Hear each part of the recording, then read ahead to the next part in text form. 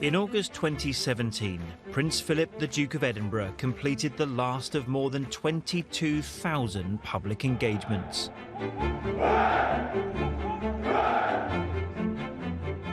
It was 70 years before that, in 1947, that the public first became aware of the dashing young naval officer as his engagement to the young Princess Elizabeth was announced.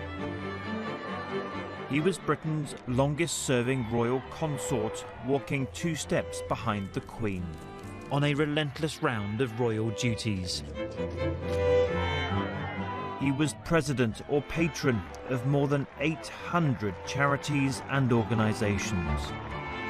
6 million young people around the world have taken part in the award scheme that bears his name.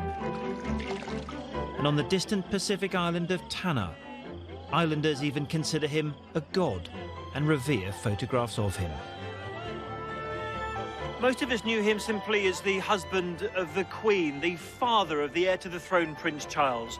But the full picture of Prince Philip is more remarkable, much more intriguing, and far more surprising.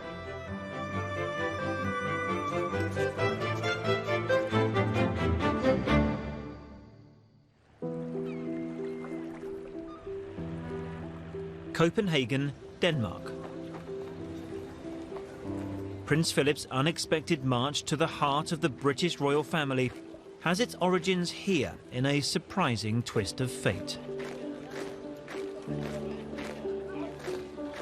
In the 19th century, his great-grandfather Christian was an officer in the Danish army. He would have expected his life to be one of military service on a modest income until destiny intervened. In 1863, the King of Denmark died without children, and Christian was chosen as his successor. Frederick VII was childless, and so they were casting around for the most appropriate heir. And Prince Philip's great-grandfather Christian was godson. He was a sort of distant kinsman of the king, and the choice was put on him. His ascent to the Danish throne made his children eligible to marry into other royal families. And they did. Many of today's European monarchs are his direct descendants. But his youngest son, George, Prince Philip's grandfather, reached a European throne, not because of marriage, but because of historic events. On the other side of Europe, Greece fought for and won independence from the Ottoman Empire. After the Greek War of Independence, the so-called protecting powers, which were Great Britain, France and Russia, stipulated that the future monarch of this independent country could not be from Greece, and neither could he or she be from one of the protecting powers themselves. So Prince Philip's grandfather, who came from Denmark, he was sort of deemed to be the most neutral candidate, while at the same time having a decent dose of royal European blood. So this Danish prince became King George I of Greece, and his younger son, Prince Andrew, married one of Queen Victoria's great-granddaughters, Princess Alice.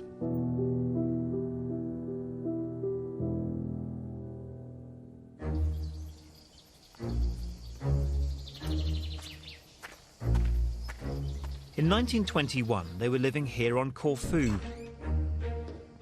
in this house, Mon Repos, where Alice became pregnant with her 5th child. Princess Alice, at age 36, went into labour. The local doctor scoured the house and decided the dining room table was the best place for her to give birth. And so Philippos, Schleswig, Holstein, Sunderburg, Glucksburg, a member of both the Greek and Danish royal families, was born in a beautiful house in an idyllic setting. At first glance, he was getting a very good start in life. But danger was just around the corner. Philip's father, Prince Andrew, was an officer in the Greek army, which at that time was involved in a 3-year war against Turkey. And this war culminated in a calamitous retreat. And this resulted in a colonel's coup in Greece, which deposed the monarchy. And a lot of the army officers went on trial, including Prince Philip's father. Prince Andrew was under threat of execution by Greece's revolutionary court. At just 18 months old, baby Philippos was oblivious to the danger his family was in. His family home was under surveillance. His mother, Alice, and his sisters had to burn his father's letters and documents. A lot of his fellow officers were tried and then very soon after executed. And Prince Philip's father might well have joined them had it not been for the intervention of King George V of Britain, who was his first cousin. So an envoy was sent from Britain, and a deal was done whereby Prince Andrew would be put on trial, found guilty, and he was banished for life from Greece. The family were evacuated on a British warship. Baby Philip was carried on board in a wooden fruit box. And so at the age of 1.5, Britain's Royal Navy had entered Philip's life for the very first time. And as he sailed from these waters, the baby prince was suddenly homeless and stateless, a refugee fleeing from the country in which he was born.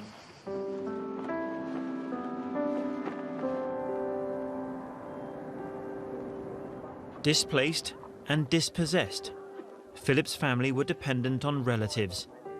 In 1923, they moved to France to stay with family in a house near Paris.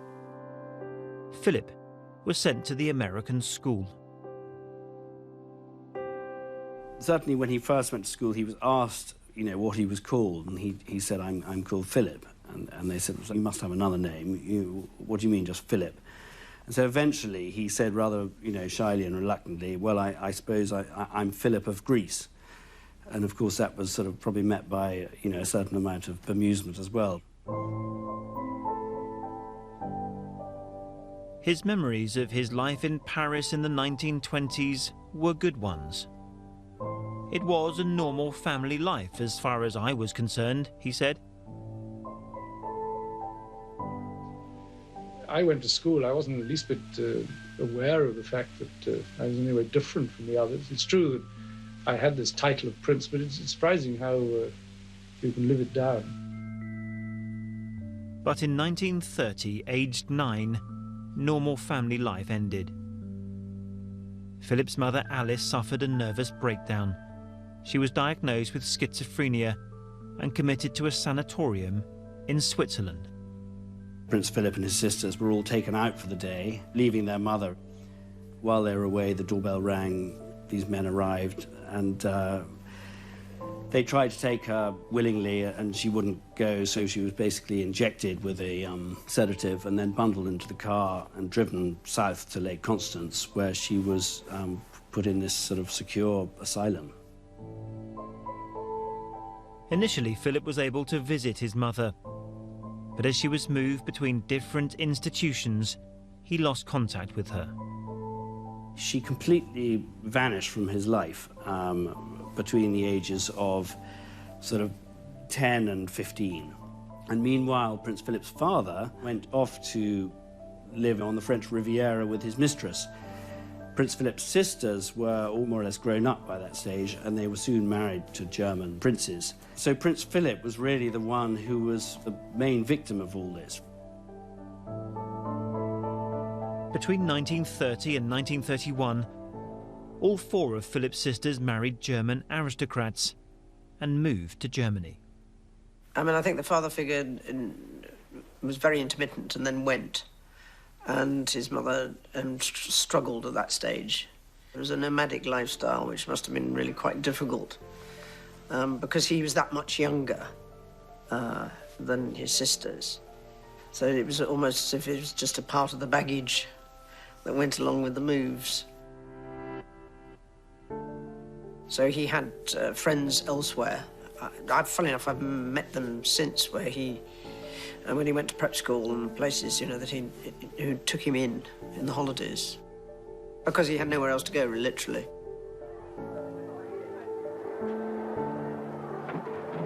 In 1933, Philip went to Germany to stay with his sister Theodora and her husband Berthold.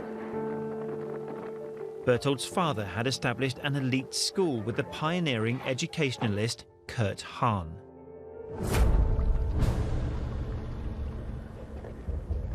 In the same year, Adolf Hitler and the Nazis took power and opened the first concentration camp at Dachau.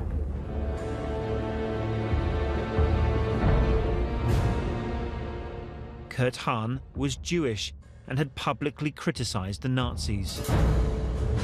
He was imprisoned and only released when the British Prime Minister Ramsay MacDonald personally intervened.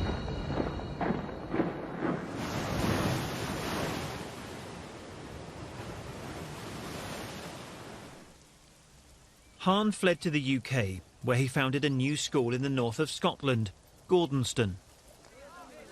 And Philip was to be one of the first pupils, sent there in 1934 as the situation in Germany deteriorated.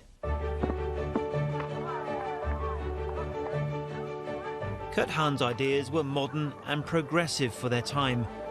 He saw a need in society for education to develop the character of young people. The common view is that during puberty, during adolescence, movements become sluggish and awkward.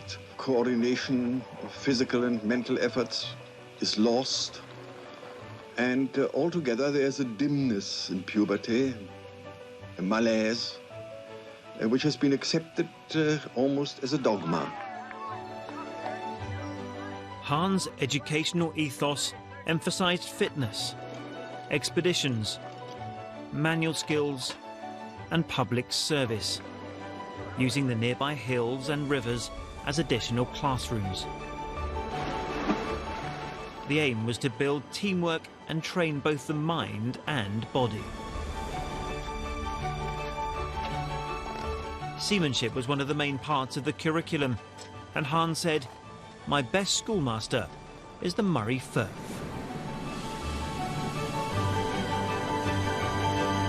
Prince Philip once wrote about his sailing lessons at Gordonston. He said, "I was wet, cold, miserable, probably sick, often scared stiff, but I would not have changed the experience for anything."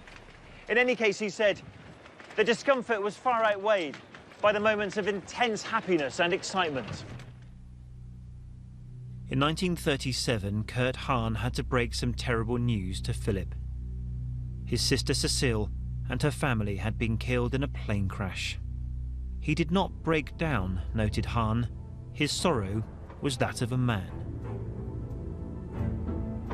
Aged 16, he returned to Nazi Germany for the funeral, walking behind Cecile's coffin with the husbands of his surviving sisters, one of whom was now a prominent SS officer.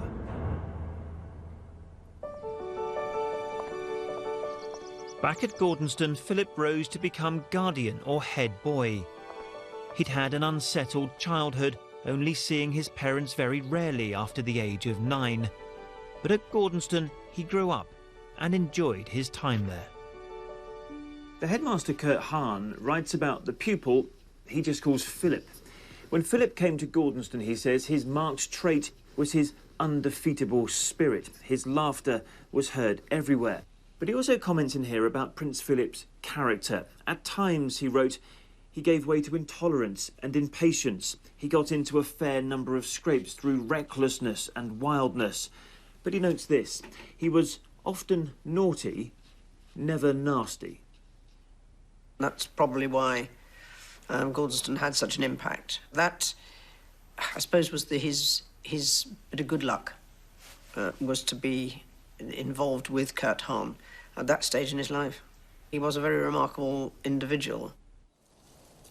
After Gordonston, Philip had to move on again. He was virtually a refugee at that stage because he had no real permanent home. But his extended family in the shape of Lord Mountbatten was really important. Louis Mountbatten was Philip's uncle. Mountbatten's father, Ludwig von Battenberg, had been First Sea Lord, in charge of the Royal Navy at the outbreak of the First World War in 1914. But he was forced to resign from the post because he was German. In 1917, anti-German feeling was so strong in Britain that the royal family changed their surname from Saxe-Coburg-Gotha to Windsor. At the same time, the Battenbergs anglicised their name to Mountbatten. When Battenberg was forced to resign as First Sea Lord, this was a great disappointment to him and something of a humiliation, really, for his family. His youngest son, Louis Mountbatten, was 14 at the time and a naval cadet, and he vowed that he would restore the family honour, the family glory. From 1937 onwards, Mountbatten became a surrogate father to Philip. Louis Mountbatten steered Prince Philip away from what had been his ambition, which was to join the RAF, and he steered him towards the Battenbergs with the great naval tradition. I contemplated going to the Air Force, and I might easily have done, but I think that it so happened that there were family reasons and connections. It made it, in a sense, easier to get into the Navy. In May 1939, 18-year-old Prince Philip of Greece and Denmark enrolled as a cadet at the Royal Naval College in Dartmouth.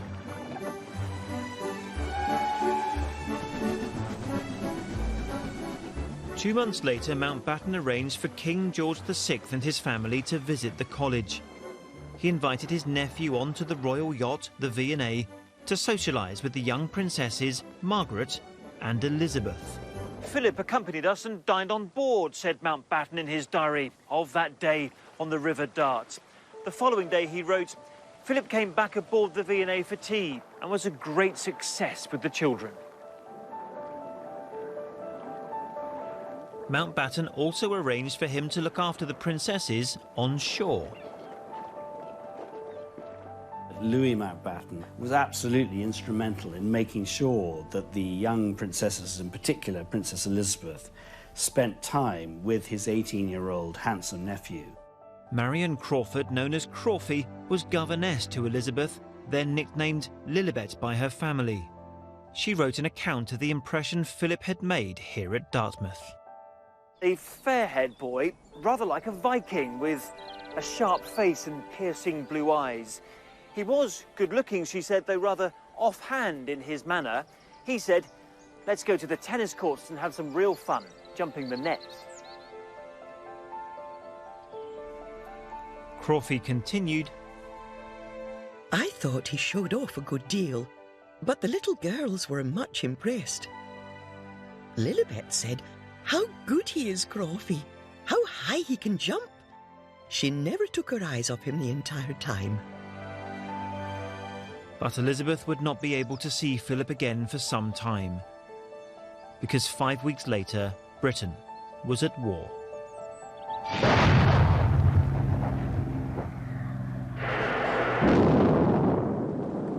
Philip was eager to get straight into action, but it wasn't that simple. As a Greek national, the Royal Navy regarded Philip as a neutral foreigner, so he was not permitted to serve in action. The most they would give him was a job on a convoy ship. But in October 1940, all that changed. When Italy invaded Greece, the Greeks joined the Allies, and there was no longer anything to hold Philip back. He joined the Mediterranean fleet and was soon in action. Philip wrote of a special atmosphere of anticipation of something dramatic when the British fleet set out to sea on the night of the 27th of March 1941. The British were hunting Italian ships under cover of darkness.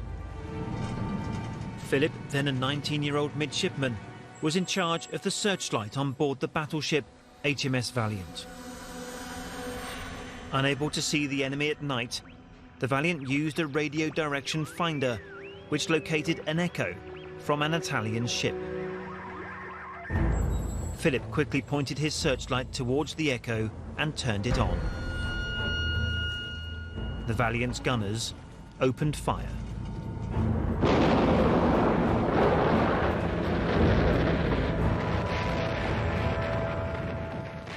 Prince Philip has written about his time as a midshipman during that battle. He said, "At this point, all hell broke loose as all our 8 15-inch guns, plus those of the flagship, started firing at the stationary cruiser, which disappeared," he wrote, "in an explosion and a cloud of smoke."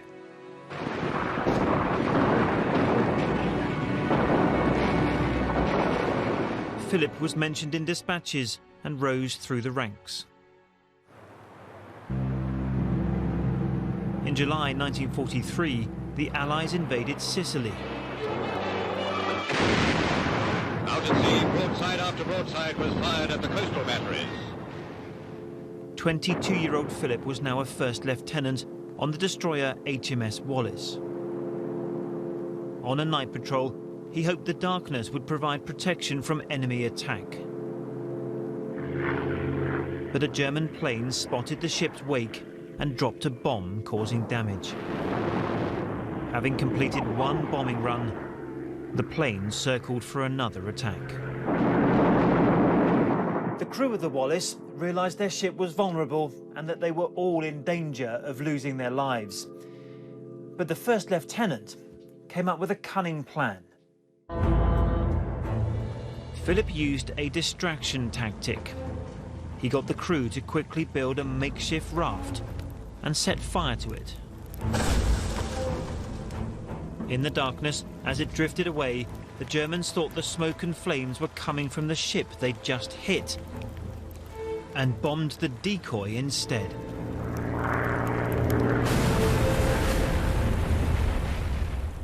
The Prince and HMS Wallis sailed away to safety.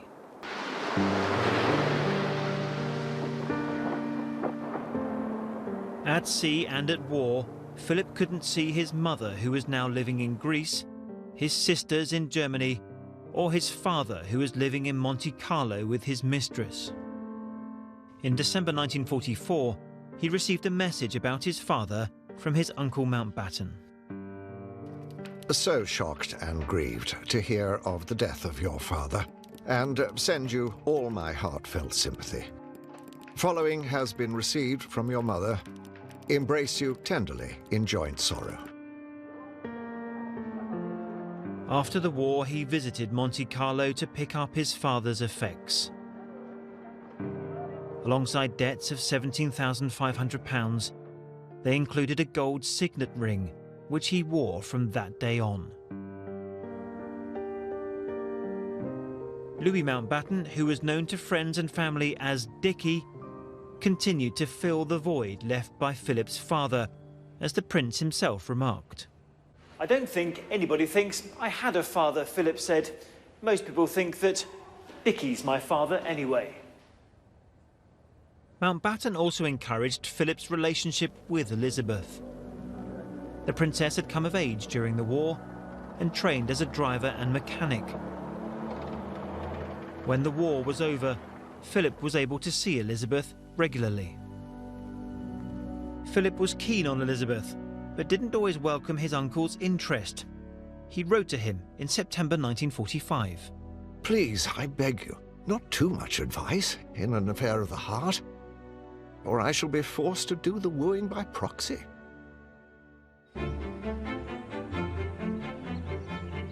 During the summer of 1946, Philip stayed with the royal family at Balmoral. It was here he asked King George VI for his daughter's hand in marriage. How that went down with the King and Queen, I think initially they were rather alarmed, really. They felt they didn't want to lose their daughter so quickly. They were a tight-knit family. Added to that, the Queen would have preferred someone more from a background similar to hers, so English/British aristocracy, not this foreign prince. His uncle, Louis Mountbatten, was regarded quite suspiciously at court because of his sort of progressive/left-wing views, and he was seen as someone who might use his nephew as a sort of kind of Trojan horse via which he would sort of influence the monarchy. The king agreed to the engagement on condition that it be delayed until Elizabeth was 21 years old. However, at the wedding of Mountbatten's daughter, the engagement was officially announced on the 9th of July 1947.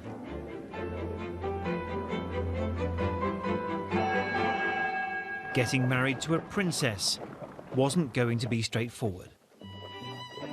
Philip had to give up being a prince of Greece and Denmark, convert from Greek Orthodox to the Church of England, and become a British citizen. He also had to choose a new surname. He'd inherited the Danish Schleswig-Holstein-Sonderburg-Glucksburg from his father, but decided to adopt the name from his mother's side and so became Philip Mountbatten. The night before the wedding, Philip celebrated with his uncle at his side.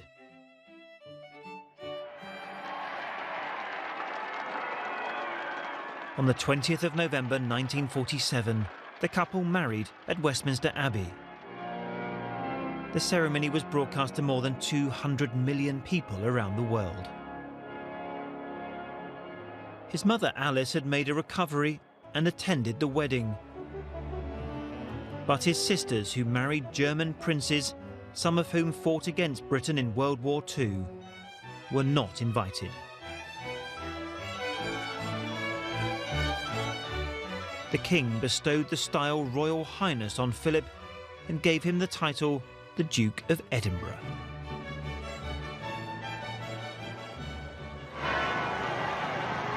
Hemmed in by well-wishers, the royal car had great difficulty in getting back to Broadlands, the honeymoon retreat of the royal pair.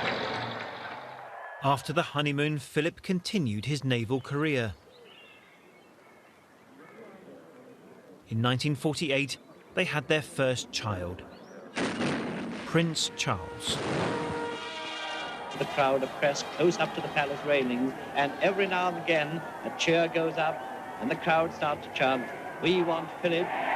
The crowd stood and sang, for he's a jolly good fellow, and all the crowd want to know is that the prince has arrived. 2 years later, Anne was born. With the presence of her great-grandmother, Queen Mary, there were 4 generations of the House of Windsor at the young princess's christening party.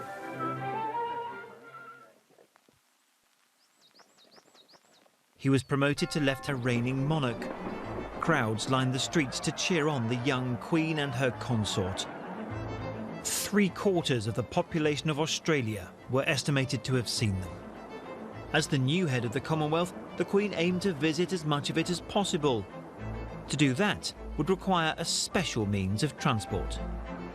I name the ship Britannia.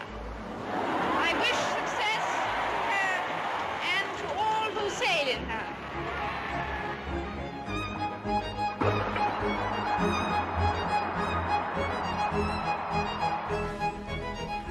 Britannia was a project that Philip threw himself into. He was passionate about the ship and had worked on the layout of reception rooms, bedrooms, and his own office, complete with a scale model of his sole naval command, HMS Magpie. After having helped to design parts of Britannia, including his study here, the Duke of Edinburgh wanted to put the ship to good use. In 1956, he set sail in her without the Queen, and he took Britannia to the remotest parts of the Commonwealth, the Falklands, Ascension, Christmas Island, even Antarctica. For the former Navy man, it was a real adventure, travelling to parts of the Commonwealth that could only be reached by sea, including British bases in Antarctica. It meant spending 4 months, including Christmas, away from his family. But in her Christmas message, the Queen talked about the importance of her husband's mission on Britannia. One idea above all others has been the mainspring of this journey. It is the wish to foster and advance concord and understanding within the Commonwealth. This was the longest solo tour Philip undertook as the Queen's consort, and by the end of it, he'd personally visited more parts of the Commonwealth than any other member of the royal family. The day after he returned, he was rewarded with a new title. He was now officially Prince Philip. He'd also awakened what would become a lifelong interest in science, nature and other cultures. The numerous artefacts on board Britannia demonstrate the fellowship and diversity of the Commonwealth. They include this ceremonial pig killer given by the people of Vanuatu, where some tribespeople worship Philip as a god. I'm glad to say it doesn't look as if it's been used recently. Philip also wanted his Britannia expeditions to be educational, as he showed in a children's television programme he presented. I've got here a film which shows you some of the dancers in New Guinea, which I think will amuse you. The faces of the people are covered in bright colours, in yellow and splendid, with splendid feathers on top. And here they go. Those feathers are birds of paradise feathers, and they're very colourful. As you can see, he's been doing that for quite a long time. This dance went on for about 2 days. Imagine they must have quite a stiff neck after that. Now, one or two things for many British children, this was the first opportunity they had to see the diversity of cultures that made up the Commonwealth. Philip really embraced the new medium of television, in 1957 presenting a science documentary, The Restless Sphere. Radio engineers aim their transmissions in such a way that it bounces off this ionized layer back to the receiving station, rather like a billiard ball bounces off a cushion into a pocket. He's been able to keep pace with the kind of technological changes which have had such an impact. Not only has he kept pace with them, but he's also had the imagination to see where they might go and how they might impact. In the 1960s, Prime Minister Harold Wilson had spoken about modernising Britain with the white heat of new technology. The picture of the Duke at the controls of his helicopter as it rises from the stadium seems to symbolise this age of technological progress and development. Philip was in tune with the times. At heart, he was a moderniser. He wanted to encourage new thinking in the monarchy and in British science and technology. He showed this in 1961 when he became the first royal ever to give a television interview. He was calling for better training to create a skilled workforce for the modern age. I think that so much of our industry is traditional in its the way it's grown up, that you need a kind of jolt to make it realize that there is a change in the general pattern of industry. We can't hope to go on competing if we make use only of unskilled labor. We've got to make the best use of the skill and the brains of the people, and we know perfectly well that the people in this country have got a remarkable talent for things if they learn how to do them. We ought to make the best use of that. If you had that kind of level of interest in how things worked, I mean, you're always looking to try and make things better, and you kind of understood that the engineering and the technology were very much part of what was going to happen in the future, and getting the right skills in place in order to take advantage of it, absolutely key. Philip was also the first royal to give press conferences and take direct questions from journalists. In Ottawa in 1969, he gave his views on the monarchy in Canada and elsewhere. I think that it's a complete misconception to imagine that the monarchy exists for in the interests of the monarch. It doesn't. It exists in the interests of the people. If at any stage people feel that it has no further part to play, and if it, then for goodness sake, let's end the thing on amicable terms without having a row about it, that's all. I don't think the structure in terms of the support to the monarchy kind of designed to deal with a consort. So nobody had really thought about, and by the way, what has What's he going to do? What is your job in your own mind? Well, I haven't got one. I'm self-employed. I feel that I may have a position, or whatever influence I have, or whatever, whatever influence I have, I want to use for the benefit of the country. Therefore, I feel that I ought to be doing my best for the community. This is really in whatever way I can. Philip did help communities by becoming involved with 800 different charities and organisations, beginning with the National Playing Fields Association. What do you boys want? We want to see the boss. Well, I'm afraid he's very busy. It's very important. We want to see the boss. Please tell me, see him. What do you want to see me about? Because you won't play, Phil. Well, you've come to the right place. It was suggested I should take on some sort of charity, and my uncle, Lord Mountbatten, persuaded me that he followed my father-in-law as president of the National Playing Fields Association, and he suggested I should take that on. And in 1956, he launched the scheme which bears his name to this day, the Duke of Edinburgh's Award. To give young people a chance to discover their own abilities for themselves as an introduction to the responsibilities and interests of the grown-up world, and incidentally, to make new friends and have a great deal of fun and satisfaction in the process. It was created to give young people aged between 14 and 18 a sense of responsibility to themselves and their communities. Nobody in the scheme competes against anybody but themselves. It's a measure of personal endeavour as they go from bronze to silver to the gold award. Inspired by Kurt Hahn's educational ideas that Philip had benefited from at Gordonston, the scheme encouraged young people to be physically active and to give their time to public service.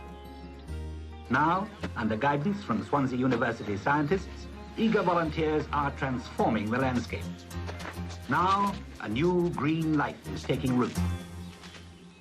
But that was Kurt Hahn. I mean, that was really about Kurt Hahn developing his concept about developing individuals, and that your academic qualifications and the basic skills you learn are part of that development.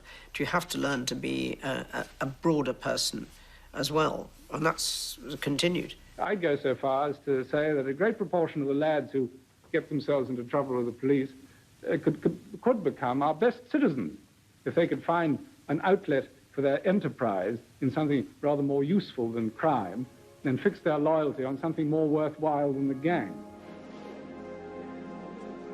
The award was a great success, with more than 6 million youngsters taking part in over 140 countries. But Philip didn't just want the public to feel the royal family had a purpose, he wanted them to see it too. John Brabourne was a film producer and the son-in-law of Louis Mountbatten. In 1968, he approached Philip to ask if he could make a documentary about the royal family. Cameras had never been given fly-on-the-wall access to the royals before, but Philip chaired the committee to consider the idea and supported it. He persuaded the Queen to let the cameras in.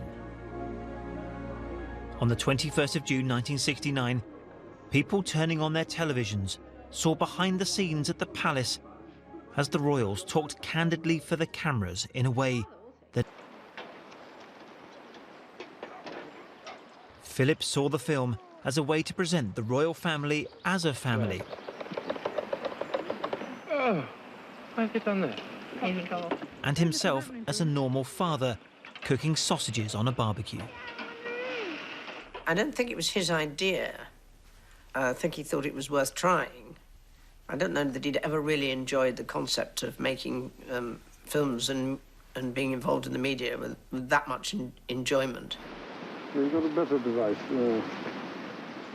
It was an interesting experiment. I'm on the roof, Papa. So you do that?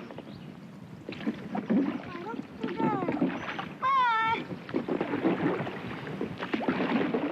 Philip's aim was for the public to get used to the royal family as a regular part of society. I think people have got more accustomed to us. They take us much more naturally. There used to be much more intense interest. Now people take it, as a matter of course. They know who we are. They've got to know us, and they say, oh, well, either they can't stand us or they think we're all right. 350 million people watched worldwide, and asked about it many years later, he had no regrets. We don't belong to a secret society. I mean, I don't see why people shouldn't know what's going on. Much better that they should know than speculate.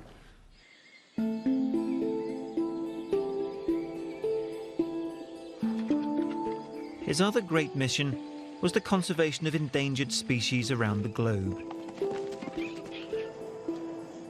He became the UK president of the World Wildlife Fund when it was founded in 1961, and went on to become its international president until 1996. The WWF is a fund. It's trying to raise money for the conservation of nature. Now, as I said, you can't have a species without a habitat. The habitat for the panda is bamboo forests in western China. Now, if we went to the public and said we want to protect the bamboo forests in western China, they'd look at you pityingly and think you must be a little tiny twit. Whereas if you say to them, look, we need some money to look after this nice cuddly little bear, which happens to live in China in the bamboo forest, they start signing checks. We as humans have got this power of life and death, not just life and death, but extinction and survival of other species of life, then we ought to exercise it with some sort of moral sense. I mean, why make something extinct if we don't have to? Or even if we have to, why should we? I don't think we ought to. I think he also had a good broad sense of the stresses and strains that were being placed on nature and environment, maybe a bit earlier than some. In 1968, Philip's mother, Alice, came to live in Buckingham Palace. The following year, aged 84, she died. She had written a farewell note to her son. Dearest Philip, be brave, and remember I will never leave you, and you will always find me when you need me most. All my devoted love, your old mamma. Her last request was that she be buried on the Mount of Olives in Jerusalem. This was a very hard thing to arrange, but Philip managed to ensure that Alice's coffin was flown there and interred in an Orthodox church.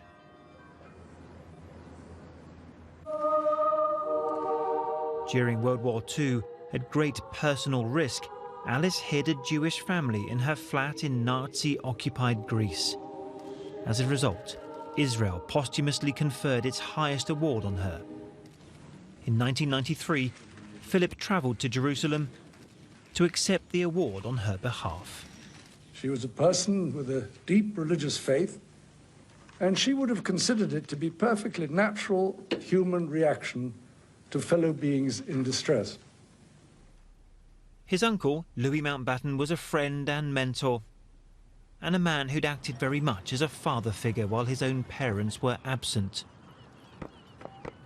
In 1974, the Queen and Prince Philip invited him for a cruise on the Britannia. After that cruise, Mountbatten wrote about his time here on board Britannia. He said, "What moved me most of all was the increasing kindness of Lilibet and Philip, who treat me more and more as a really intimate member of their immediate family." And on his return, Mountbatten wrote to Philip. You sometimes seem rather disappointed, perhaps frustrated would be a better word. But I feel you underestimate your effect on the UK and especially the Commonwealth. I hear more and more praise and appreciation from people in all walks of life. In the summer of 1979, Lord Mountbatten was on holiday in Ireland. As he took a small boat out for a day's fishing, the IRA detonated a bomb, killing the 79-year-old and 3 other passengers. There are always victims, always people who suffer. It doesn't matter how strong your ideals are or whether you're right or wrong. Somebody's going to suffer from that if that's the way you choose to do business. And it certainly brought that home to a lot more people in that sense, because there were two very distinct families who suffered as a result of that. Despite the loss of his uncle, Prince Philip went to Ireland years later to speak for mutual understanding. It would be ridiculous to pretend that there haven't been problems, in a sense, between the North and the South. And I think that any initiative which can somehow overcome these rather artificial divisions can only be good. In 2012, the Queen and Prince Philip both shook the hand of Sinn Féin's Martin McGuinness, a former IRA commander. This was seen as a profound symbol of peace and reconciliation in Northern Ireland. The Duke maintained an active working life, but he was still a father and family man. When the marriage of Prince Charles and Diana was in trouble, Philip tried to help. Diana kept her distance, and so Philip wrote letters to her. I will always do my utmost to help you and Charles to the best of my ability. But I'm quite ready to concede that I have no talents as a marriage counsellor. To which Diana replied, "You are very modest about your marriage guidance skills, and I disagree with you. This last letter of yours shows great understanding and tact, and I hope to be able to draw on your advice. With my fondest love, Diana." His own upbringing, his own instability in terms of his young life, had given him an extraordinary perspective, an ability to relate, and an inbuilt strength. But if you want to have a discussion about something which is really close to you, you know that he will listen, because that is what he does. And he does it very well. And he's a really good listener. And I suspect that that's part of the maybe his experience, his own experience. There wasn't really anybody to listen. So he understands that value. In August 1997, Princess Diana was killed in a car crash in Paris. The royal family were at Balmoral. The Duke and the Queen protected their grandsons, William and Harry, from press intrusion by keeping them at Balmoral for 5 days, before returning to London, where they supported the boys when they came to see the flowers and meet the crowds outside Kensington Palace.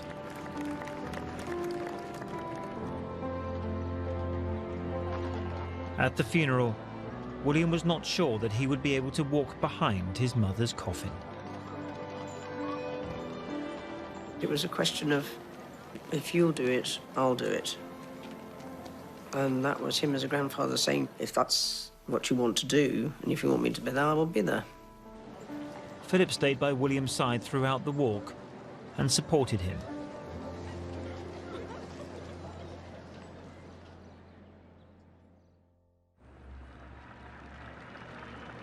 A few months later, the Queen and the Duke celebrated their 50th wedding anniversary, and the Queen took the opportunity to praise her husband. All too often, I fear Prince Philip has had to listen to me speaking. Frequently, we have discussed my intended speech beforehand, and as you will imagine, his views have been expressed in a forthright manner.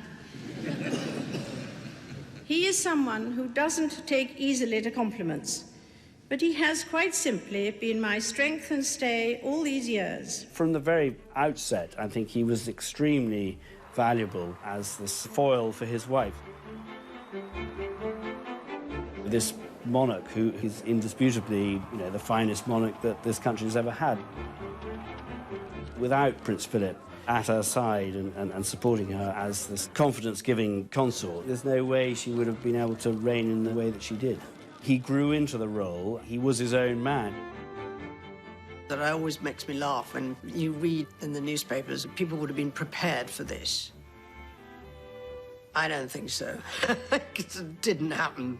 There aren't courses in X, Y, and Z within the family, but you get introduced to things, you get taken to things, like being an apprentice. It's part of the your build-up of your life experiences. There is no manual in that respect. Father, consort, innovator, grandfather.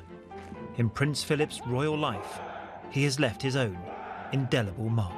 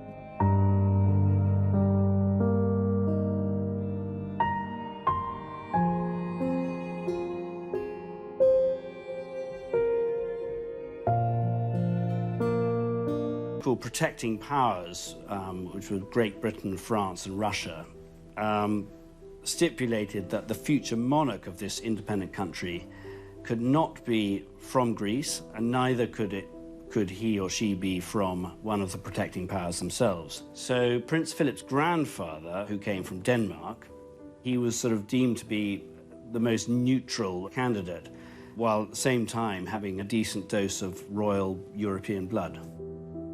So this Danish prince became King George I of Greece, and his younger son, Prince Andrew, married one of Queen Victoria's great-granddaughters, Princess Alice.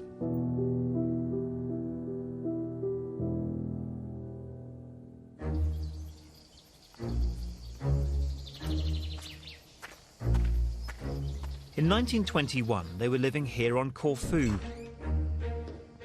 In this house, Mon Repos,